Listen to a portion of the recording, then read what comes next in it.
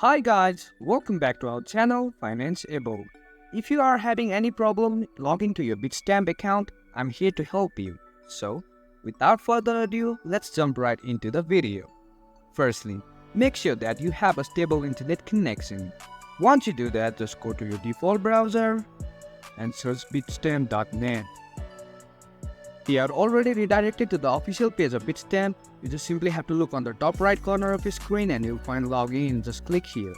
As you can see, you're already redirected to the login portal. You just simply have to enter your credentials, that includes your email or user ID and your password. In case you forgot your password, you can click here and reset it. If not, then simply enter your credentials and just log in. That's it for today guys. If you find this video helpful, then don't forget to give thumbs up.